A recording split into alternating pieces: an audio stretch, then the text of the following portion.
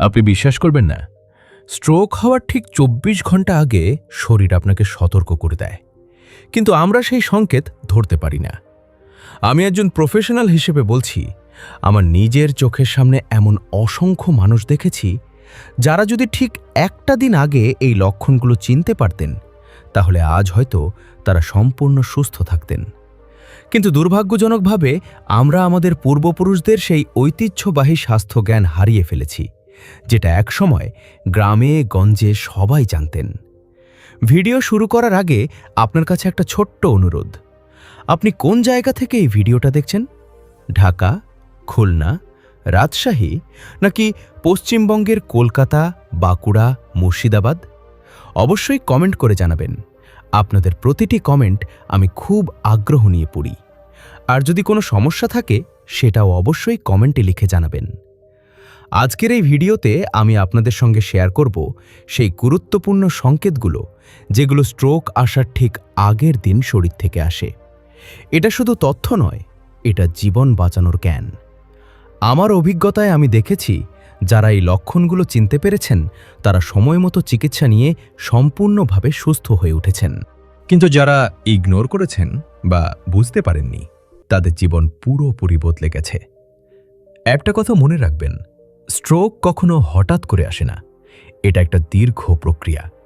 মস্তিষ্কের রক্তনালীতে সমস্যা তৈরি হতে থাকে, চাপ বাড়তে থাকে, এবং শেষ মুহূর্তে ব্রেইনের কোনো একটা অংশে রক্ত সরবরাহ বন্ধ হয়ে যায়, এবং ঠিক সেই মুহূর্তে আঘাত হানে স্ট্রোক। কিন্তু আপনি যদি স্ট্রোক হওয়ার আগের দিনের লক্ষণগুলো চিনতে পারেন, তাহলে আপনি নিজেকে এবং আপনার পরিবারকে রক্ষা করতে পারবেন। আমি আপনাদের সাথে সম্পূর্ণ সৎ থাকতে চাই। এই ভিডিও বানানোর পেছনে আমার একটাই উদ্দেশ্য, যতগুলো মানুষ সম্ভব তাদের এই জ্ঞানটা পৌঁছে দেওয়া। কারণ বাংলাদেশে এবং ভারতে প্রতিদিন হাজারো মানুষ স্ট্রোকের শিকার হচ্ছেন, এবং তাদের অনেকেই ঠিক সময়ে চিকিৎসা পাচ্ছেন না, কারণ তারা জানেনই না যে তাদের স্ট্রোক হচ্ছে। এখন আসি আসল কথায়। স্ট্রোক আসলে কি? খুব সহজ করে বললে, আমাদের মস্তিষ্ক একটা যন্ত্রের মতো, যেটা সবসময় রক্তের মাধ্যমে অক্সিজেন এবং পুষ্টি পায়। এই রক্ত সরবরাহের জন্য আছে অসংখ্য রক্তনালী। এখন যদি কোনো কারণে এই রক্তনালীর কোনো একটা বন্ধ হয়ে যায় অথবা ফেটে যায়, তাহলে মস্তিষ্কের যে অংশটা সেই নালী থেকে রক্ত পায়, সেই অংশটা কাজ করা বন্ধ করে দেয়, এবং সেই মুহূর্তেই শুরু হয় স্ট্রোক। এই প্রক্রিয়াটা শুরু হওয়ার আগে, মানে স্ট্রোক আঘাত হানার আগে, শরীর আপনাকে সংকেত দেয়। এটাকে আমরা বলি প্রি স্ট্রোক লক্ষণ বা মিনি স্ট্রোক। মেডিকেল ভাষায় এটাকে বলে ট্রানজিয়েন্ট ইসকেমিক অ্যাটাক বা TIA। এই লক্ষণগুলো হয়তো 5 মিনিট থাকবে, হয়তো 10 মিনিট, কখনো কখনো আধ ঘন্টা, তারপর চলে যাবে। আর আমরা ভাবি যে হয়তো কিছুই হয়নি, শরীর একটু দুর্বল ছিল। কিন্তু আমি আপনাদের সাবধান করছি, এই লক্ষণগুলো কখনো ইগনোর করবেন না। এটাই হলো সেই সোনালি সুযোগ, যখন আপনি নিজেকে বাঁচাতে পারবেন। এখন প্রশ্ন হলো, সেই লক্ষণগুলো ঠিক কি? আমি এখন একটা করে সব বলছি। মনোযোগ দিয়ে শুনুন, কারণ এখানে একটা ছোট ভুল সব নষ্ট করে দিতে পারে। প্রথম লক্ষণটি হলো হঠাৎ করে মুখের এক পাশ ঝুলে যাওয়া। এটা খুবই গুরুত্বপূর্ণ।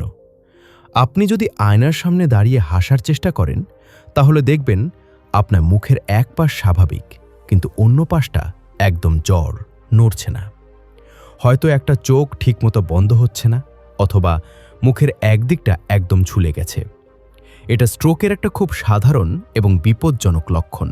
দ্বিতীয় লক্ষণটি হলো হঠাৎ করে হাত বা পা অবশ হয়ে যাওয়া, বিশেষ করে শরীরের এক পাশের হাত বা পা। আপনি যদি 2 হাত সামনে তুলে ধরেন, তাহলে দেখবেন একটা হাত ঠিক আছে, কিন্তু অন্য হাতটা ধীরে ধীরে নিচে নেমে আসছে। এটাকে বলে মাসল উইকনেস বা পেশি দুর্বলতা। এই সময় হাতে একদম শক্তি থাকে না, যেন হাতটা আর আপনার নিয়ন্ত্রণে নেই। একই জিনিস পায়েও হতে পারে। হয়তো আপনি হাঁটতে গিয়ে দেখবেন একটা পা টেনে টেনে হাঁটছেন। তৃতীয় লক্ষণটি হলো কথা বলতে সমস্যা। এটা খুবই ভয়াবহ একটা লক্ষণ। হয়তো আপনি মনে মনে জানেন যে আপনি কি বলতে চাইছেন, কিন্তু মুখ থেকে শব্দ বের হচ্ছে না, অথবা শব্দ বের হচ্ছে কিন্তু অস্পষ্ট, জড়িয়ে যাচ্ছে, যেন মুখে কিছু ভরা আছে। কখনো কখনো আপনি ভুল শব্দ বলছেন কিন্তু বুঝতে পারছেন না। এটাকে বলে স্পিচ ডিসঅর্ডার। মস্তিষ্কের যে অংশ ভাষা নিয়ন্ত্রণ করে সেখানে রক্তপ্রবাহ কমে গেলে এটা হয়। চতুর্থ লক্ষণটি হল হঠাৎ করে চোখে ঝাপসা দেখা বা দেখতে না পাওয়া। আপনি হয়তো একটা চোখে দেখতে পাচ্ছেন না, অথবা দুটো চোখেই সব ঝাপসা লাগছে। কিছু মানুষের ক্ষেত্রে একটা চোখ সম্পূর্ণভাবে অন্ধকার হয়ে যায় কয়েক মিনিটের জন্য। এটাও একটা মিনি স্ট্রোকের লক্ষণ, কারণ চোখে রক্ত সরবরাহকারী নালী মস্তিষ্কের সঙ্গে যুক্ত, এবং সেখানে সমস্যা হলে দৃষ্টিশক্তি প্রভাবিত হয়। পঞ্চম লক্ষণটি হল হঠাৎ করে প্রচণ্ড মাথা ধরা। এটা সাধারণ মাথা ব্যথা নয়, এটা এমন মাথা ব্যথা যা আপনার জীবনে কখনো হয়নি, যেন মাথার ভেতরে কেউ হাতুড়ি দিয়ে পিটিয়ে চলেছে। এই ধরনের মাথা ব্যথার সঙ্গে অনেক সময় বমি বমি ভাব থাকে, চোখে আলো সহ্য হয় না, ঘাড় শক্ত হয়ে যায়। এটা বিশেষ করে হেমোরেজিক স্ট্রোকের লক্ষণ, যেখানে মস্তিষ্কের রক্তনালী ফেটে গিয়ে রক্তক্ষরণ হয়। ষষ্ঠ লক্ষণটি হল ভারসাম্য হারিয়ে ফেলা। হঠাৎ করে মনে হবে মাথা ঘুরছে, দাঁড়াতে পারছেন না, হাঁটতে গেলে এদিক ওদিক হয়ে যাচ্ছেন, হয়তো কোনো কিছু ধরে দাঁড়িয়ে আছেন, না হলে পড়ে যাবেন। এটা মস্তিষ্কের সেরেবেলাম নামে একটা অংশে রক্তপ্রবাহ কমে গেলে হয়, যেটা ভারসাম্য নিয়ন্ত্রণ করে। এখন আমি একটা খুব গুরুত্বপূর্ণ কথা বলছি। যদি এই লক্ষণগুলোর যে কোনো একটাও আপনার বা আপনার পরিবারের কারো মধ্যে দেখা যায়, এমনকি যদি 5 মিনিটের জন্যও দেখা যায় এবং তারপর চলে যায়, তাহলেও আপনি তৎক্ষণাৎ হাসপাতালে যাবেন। এক মুহূর্ত দেরি করবেন না। ভাববেন না যে ঠিক হয়ে গেছে, আর কিছু হবে না। আমার অভিজ্ঞতায় আমি দেখেছি, যারা এই মিনি স্ট্রোকের লক্ষণ পাওয়ার পর ইগনোর করেছেন, তাদের 90% মানুষের পরবর্তী 24 থেকে 72 ঘন্টার মধ্যে পূর্ণ স্ট্রোক হয়েছে, এবং তখন চিকিৎসা করা অনেক কঠিন হয়ে যায়, ক্ষতি অনেক বেশি হয়ে যায়। এখন আপনাদের মনে একটু প্রশ্ন আসতে পারে যে, আচ্ছা, এই লক্ষণগুলো কেন হয়? মানে স্ট্রোক হওয়ার আগে কেন এই সংকেতগুলো আসে? এটা বোঝার জন্য আমাদের একটু মস্তিষ্কের কাজ বুঝতে হবে। আমাদের মস্তিষ্ক সারাক্ষণ রক্ত থেকে অক্সিজেন এবং গ্লুকোজ নেয়। এটা ছাড়া মস্তিষ্কের কোষ বাঁচতে পারে না। এখন যদি কোনো রক্তনালীতে ব্লক তৈরি হয়, তাহলে সেই নালী দিয়ে রক্তপ্রবাহ কমে যায়, কিন্তু সম্পূর্ণ বন্ধ হয়ে যায় না। তখন মস্তিষ্কের যে অংশটা সেই নালী থেকে রক্ত পায়, সেই অংশটা আংশিকভাবে কাজ করা বন্ধ করে দেয়। এই সময়ই আপনি অবশ হওয়া, কথা জড়িয়ে যাওয়া এসব অনুভব করেন। তারপর হয়তো ব্লকটা একটু সরে যায়, রক্তপ্রবাহ আবার বাড়ে এবং লক্ষণগুলো চলে যায়। কিন্তু এটা সাময়িক। ব্লকটা আবার তৈরি হতে থাকে এবং একসময় পুরোপুরি বন্ধ হয়ে যায়, তখন স্ট্রোক হয়। এখন আপনাদের জানিয়ে রাখি, স্ট্রোক মূলত 2 ধরনের হয়। একটা হলো ইসকেমিক স্ট্রোক, যেখানে রক্তনালী ব্লক হয়ে যায়। এটা মোট স্ট্রোকের প্রায় 80%। আরেকটা হলো হেমোরেজিক স্ট্রোক, যেখানে রক্তনালী ফেটে গিয়ে মস্তিষ্কে রক্তক্ষরণ হয়। এটা 20%।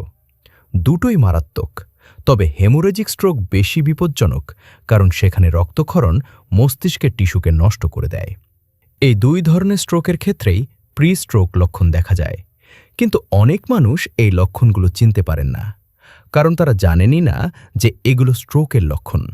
তারা ভাবেন হয়তো চাপে পড়েছেন, বা ক্লান্ত, বা ঠিকমতো ঘুম হয়নি, এবং এইখানেই সবচেয়ে বড় ভুল হয়। ঢাকার একটি স্বাস্থ্য প্রতিষ্ঠানের রিপোর্ট অনুযায়ী, যেসব রোগীরা স্ট্রোকের পর হাসপাতালে আসেন, তাদের প্রায় 70% জানিয়েছেন যে স্ট্রোক হওয়ার আগের দিন বা কয়েক ঘন্টা আগে তারা কিছু অস্বাভাবিক লক্ষণ অনুভব করেছিলেন, কিন্তু তারা গুরুত্ব দেননি, এবং যখন তারা হাসপাতালে এসেছেন, ততক্ষণে অনেক দেরি হয়ে গেছে। আমি এখানে একটা বাস্তব ঘটনা শেয়ার করতে চাই। মুর্শিদাবাদের একজন ভদ্রলোক, বয়স 55। তিনি একদিন রাতে বাড়িতে টিভি দেখছিলেন। হঠাৎ তার মনে হলো ডান হাতটা একটু অবশ অবশ লাগছে। তিনি ভাবলেন হয়তো একই পজিশনে বসে থাকার কারণে এমন হয়েছে। কিছুক্ষণ পর ঠিক হয়ে গেল। তারপর তিনি ঘুমাতে গেলেন। পরদিন সকালে উঠে দেখলেন মুখের একপাশ জড়ো, কথা বলতে পারছেন না, ডান পাশের পুরো শরীর অবশ। পরিবার তাকে হাসপাতালে নিয়ে গেল, কিন্তু ততক্ষণে অনেক দেরি হয়ে গিয়েছিল। চিকিৎসা হয়েছিল, কিন্তু তিনি আজও ঠিকমতো হাঁটতে পারেন না, কথা বলতে পারেন না। একটা পূর্ণ জীবন অসম্পূর্ণ হয়ে গেল, শুধুমাত্র একটা লক্ষণ ইগনোর করার কারণে। এখন আমার কাছে যখন এই ধরনের কেস আসে, আমার খুব কষ্ট হয়, কারণ আমি জানি যদি তিনি রাতেই হাসপাতালে আসতেন তাহলে আমরা তাকে স্ট্রোক হওয়ার আগেই বাঁচাতে পারতাম। আমরা ওষুধ দিতে পারতাম যেগুলো রক্ত পাতলা করে ব্লক সরিয়ে দেয়। আমরা তার ব্রেনের ইমেজিং করে দেখতে পারতাম কোথায় সমস্যা হচ্ছে। কিন্তু সময় চলে গেছে, আর মস্তিষ্কের কোষ একবার নষ্ট হলে আর ফিরিয়ে আনা যায় না। আমি আপনাদের সাথে আরেকটা ঘটনা শেয়ার করব। কলকাতার একজন মহিলা, বয়স ৬২। তিনি একদিন বাজার থেকে ফিরছিলেন, হঠাৎ তার মাথা ঘুরতে শুরু করল, চোখে ঝাপসা দেখা দিল। তিনি রাস্তায় একটা দোকানে গিয়ে বসে পড়লেন। দোকানদার তাকে জল দিল, কিছুক্ষণ বিশ্রাম করলেন, তারপর ঠিক হয়ে গেল। তিনি বাড়ি ফিরলেন, কিন্তু তার ছেলে, যিনি নার্স, তিনি মায়ের এই লক্ষণগুলো শুনে সঙ্গে সঙ্গে বুঝে গেলেন এটা স্ট্রোকের প্রি সিমটম। তিনি মাকে তৎক্ষণাৎ হাসপাতালে নিয়ে গেলেন। পরীক্ষা করে দেখা গেল মস্তিষ্কের একটা রক্তনালীতে ব্লক তৈরি হচ্ছে। ডাক্তাররা তাকে রক্ত পাতলা করার ওষুধ দিলেন, পর্যবেক্ষণে রাখলেন, এবং তিনি সম্পূর্ণ সুস্থ হয়ে বাড়ি ফিরেছেন, কারণ তার পরিবার সময় মতো পদক্ষেপ নিয়েছিল। এই দুটো ঘটনার মধ্যে পার্থক্যটা কি? শুধুমাত্র জ্ঞান, শুধুমাত্র সচেতনতা, শুধুমাত্র বোঝার ক্ষমতা যে এই লক্ষণগুলো সাধারণ নয়, এগুলো বিপজ্জনক। এখন আমি আপনাদের বলবো, স্ট্রোক হওয়ার ঝুঁকি কাদের বেশি? যদি আপনার উচ্চ রক্তচাপ আছে, ডায়াবেটিস আছে, হৃদরোগ আছে, রক্তে কোলেস্টেরল বেশি, তাহলে আপনি রিস্ক গ্রুপে আছেন। যদি আপনি ধূমপান করেন, মদ্যপান করেন, শারীরিক পরিশ্রম করেন না, অতিরিক্ত ওজন আছে, তাহলেও রিস্ক বেশি। যদি আপনার পরিবারে কারো স্ট্রোক হয়ে থাকে, তাহলে আপনার জেনেটিক রিস্ক আছে। আর যদি আপনার বয়স ৫০-এর বেশি, তাহলে স্বাভাবিকভাবেই রিস্ক বাড়তে থাকে। কিন্তু আমি আপনাকে ভয় দেখাতে চাইছি না, আমি আপনাকে সচেতন করতে চাইছি, কারণ স্ট্রোক প্রতিরোধ করা সম্ভব। আপনি যদি আপনার জীবনযাত্রায় কিছু পরিবর্তন আনেন, সঠিক খাবার খান, নিয়মিত ব্যায়াম করেন, চাপমুক্ত থাকেন, তাহলে আপনার স্ট্রোকের ঝুঁকি অনেকটাই কমে যাবে। কিন্তু আমার আজকের মূল বক্তব্য হল, যদি সব কিছু করার পরেও প্রি স্ট্রোক লক্ষণ দেখা দেয়, তাহলে কি করবেন? এখন আমি সেটা বলছি। মনোযোগ দিয়ে শুনুন, ভিডিও স্কিপ করবেন না। প্রথমত, যদি আপনি বা আপনার পরিবারের কেউ হঠাৎ করে মুখ ঝুলে যাওয়া, হাত অবশ হওয়া, কথা জড়িয়ে যাওয়া, চোখে ঝাপসা দেখা, প্রচণ্ড মাথা ব্যথা, ভারসাম্য হারিয়ে ফেলা, এর যে কোনো একটা অনুভব করেন, তাহলে তৎক্ষণাৎ নিকটস্থ হাসপাতালে যান। এক মুহূর্ত দেরি করবেন না। দ্বিতীয়ত, যদি আপনি নিজে এই লক্ষণগুলো অনুভব করেন, তাহলে সঙ্গে সঙ্গে মেঝেতে বা বিছানায় শুয়ে পড়ুন, কারণ দাঁড়িয়ে থাকলে পড়ে গিয়ে মাথায় আঘাত পেতে পারেন। শুয়ে পড়ার পর সাহায্যের জন্য চিৎকার করুন বা ফোন করুন। তৃতীয়ত, কোনো খাবার বা জল খাবেন না, কারণ যদি গিলতে সমস্যা হয়, তাহলে খাবার শ্বাসনালীতে চলে যেতে পারে। চতুর্থত, যদি আপনি রোগীকে হাসপাতালে নিয়ে যাচ্ছেন, তাহলে রোগীকে একপাশে কাত করে শুইয়ে নিন, যাতে মুখ থেকে লালা বা বমি বের হতে পারে। পঞ্চমত, রোগী কখন লগি শুরু হয়েছিল সেই সময়টা মনে রাখুন, কারণ হাসপাতালে ডাক্তাররা এই তথ্যটা জানতে চাইবেন।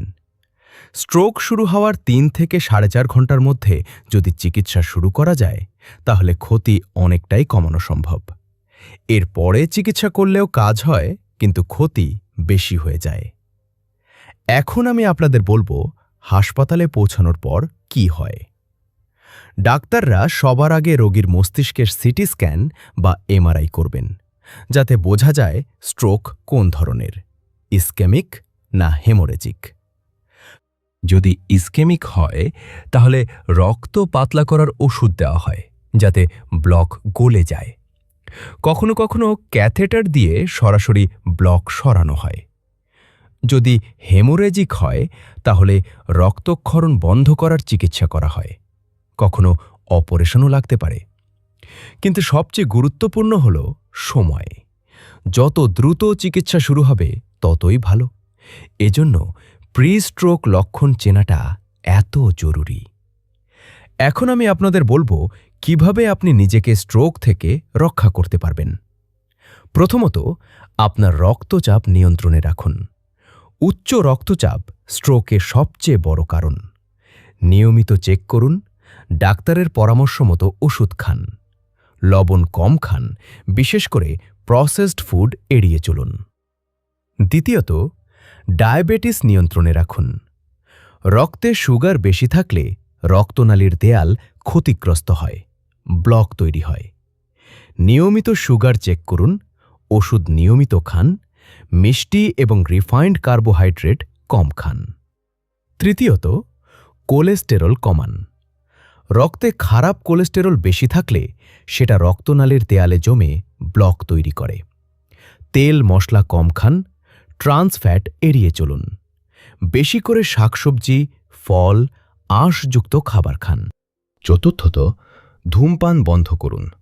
ধূমপান রক্তনালী শক্ত করে দেয়, রক্ত পাতলা করার ক্ষমতা কমিয়ে দেয়। আপনি যদি ধূমপান করেন, আপনার স্ট্রোকের ঝুঁকি দ্বিগুণ। পঞ্চমত, নিয়মিত ব্যায়াম করুন। দিনে অন্তত 30 মিনিট হাঁটুন। ব্যায়াম রক্তচাপ কমায়, ওজন কমায়, হৃদরোগের ঝুঁকি কমায়, রক্তনালী সুস্থ রাখে। ষষ্ঠত, স্বাস্থ্যকর খাবার খান। বেশি করে শাকসবজি, ফল, গোটা শস্য, মাছ খান। প্রসেসড ফুড, ফাস্ট ফুড, অতিরিক্ত লবণ, চিনি এড়িয়ে চলুন। সপ্তমত, ওজন নিয়ন্ত্রণে রাখুন। অতিরিক্ত ওজন হলে রক্তচাপ বাড়ে, ডায়াবেটিস হয়, স্ট্রোকের ঝুঁকি বাড়ে। অষ্টমত, মানসিক চাপ কমান। দীর্ঘদিনের মানসিক চাপ রক্তচাপ বাড়ায়, হৃদরোগ বাড়ায়। যোগ, ধ্যান, শ্বাস-প্রশ্বাসে ব্যায়াম করুন, পর্যাপ্ত ঘুমান। নবমত, নিয়মিত স্বাস্থ্য পরীক্ষা করান। বছরে একবার রক্তচাপ, সুগার, কোলেস্টেরল চেক করান। যদি কোনো সমস্যা ধরা পড়ে সঙ্গে সঙ্গে চিকিৎসা শুরু করুন। দশমত, পর্যাপ্ত জল পান করুন। শরীরে জল কম থাকলে রক্ত ঘন হয়ে যায়, ব্লক তৈরি হওয়ার সম্ভাবনা বাড়ে। দিনে অন্তত 2 লিটার জল পান করুন। দিল্লির একটি হেলথ সেন্টারের গবেষণায় দেখা গেছে যারা এই 10টি নিয়ম মেনে চলেন তাদের স্ট্রোকের ঝুঁকি প্রায় 70% কমে যায়। এটা কোনো ছোট সংখ্যা নয়। আপনি নিজের জীবন নিজেই বাঁচাতে পারেন, শুধুমাত্র সচেতন হয়ে। এখন আমি একটা খুব গুরুত্বপূর্ণ বিষয় বলবো। অনেক মানুষ ভাবেন স্ট্রোক শুধু বয়স্কদের হয়, কিন্তু এটা সত্যি নয়। বর্তমানে অল্প বয়সেও স্ট্রোক হচ্ছে। 30-40 বছর বয়সেও স্ট্রোক দেখা যাচ্ছে। কারণ আমাদের জীবনযাত্রা পুরোপুরি বদলে গেছে। আমরা সারাদিন বসে থাকি, ফাস্ট ফুড খাই, ব্যায়াম করি না, ধূমপান করি, মানসিক চাপে থাকি।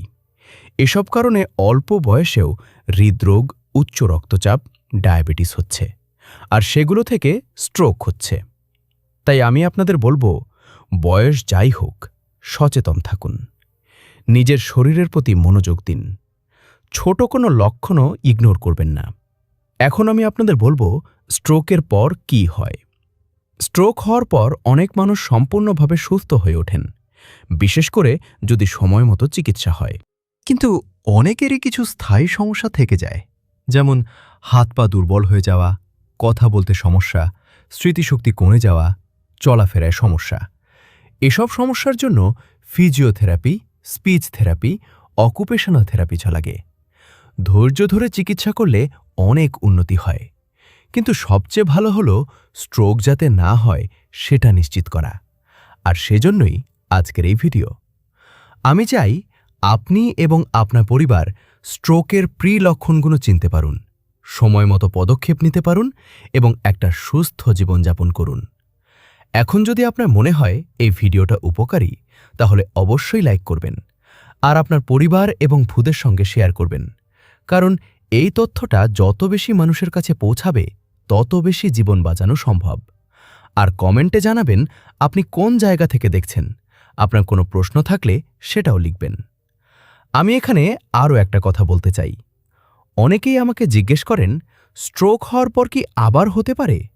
হ্যাঁ, দুর্ভাগ্যবশত যাদের একবার স্ট্রোক হয়েছে তাদের আবার স্ট্রোক হওয়ার ঝুঁকি বেশি। কিন্তু সঠিক চিকিৎসা, ওষুধ, নিয়মিত খাওয়া, জীবনযাত্রা পরিবর্তন করলে এই ঝুঁকি অনেকটাই কমানো যায়। স্ট্রোকের পর ডাক্তাররা সাধারণত রক্ত পাতলা করার ওষুধ দেন, রক্তচাপের ওষুধ দেন, কোলেস্টেরল কমানোর ওষুধ দেন। এগুলো নিয়মিত খেতে হবে। কখনোই নিজে থেকে ওষুধ বন্ধ করবেন না। আমার কাছে অনেক রোগী আসেন যারা বলেন, ডাক্তার আমার তো এখন ভালো লাগছে, ওষুধ খাওয়া বন্ধ করে দিলে কি সমস্যা হবে? আমি তাদের বলি, এই ওষুধগুলো আপনার ভালো রাখার জন্যই কাজ করছে।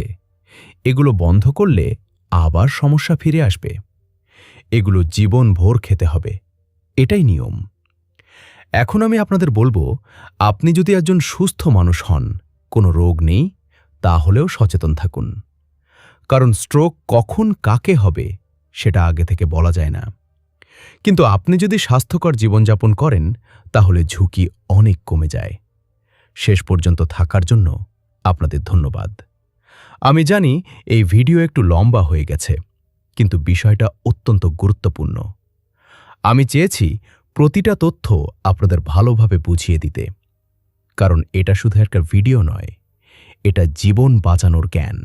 আমি আশা করি আজকের এই ভিডিওর মাধ্যমে আপনি স্ট্রোকের লক্ষণগুলো চিনতে পারবেন। যদি কখনো আপনার বা আপনার পরিবারের কারো এই লক্ষণ দেখা দেয়, তাহলে এক মুহূর্ত দেরি না করে হাসপাতালে যাবেন। মনে রাখবেন, স্ট্রোকের ক্ষেত্রে সময়ই সবকিছু। যত দ্রুত চিকিৎসা, তত ভালো ফলাফল। আর যদি আপনি এই ভিডিও থেকে উপকৃত হয়ে থাকেন, যদি মনে করেন এটা আরও মানুষের দেখা উচিত, তাহলে অবশ্যই স্বাস্থ্য লাইফ চ্যানেলটি সাবস্ক্রাইব করবেন। কারণ আমি নিয়মিত এই ধরনের স্বাস্থ্য সংক্রান্ত গুরুত্বপূর্ণ তথ্য নিয়ে ভিডিও বানাই। আপনার সাবস্ক্রাইব আমাকে অনুপ্রেরণা দেয়, আরও ভালো কন্টেন্ট বানাতে সাহায্য করে। আর ঘন্টা আইকনে ক্লিক করে নোটিফিকেশন অন করে রাখবেন, যাতে নতুন ভিডিও আপলোড হলে আপনি সবার আগে দেখতে পারেন। আমি আপনাদের এবং আপনাদের পরিবারের সুস্বাস্থ্য কামনা করি। মনে রাখবেন, স্বাস্থ্যই সকল সুখের মূল। আপনি যদি সুস্থ থাকেন, তাহলে আপনি আপনার পরিবারের জন্য, আপনার সন্তানদের জন্য, আপনার কাজের জন্য সব কিছু করতে পারবেন। কিন্তু স্বাস্থ্য হারিয়ে গেলে সব হারিয়ে যায়। তাই নিজের শরীরের প্রতি মনোযোগ দিন। ছোট লক্ষণ ইগনোর করবেন না, সময় মতো চিকিৎসা নিন। আজ এই পর্যন্তই।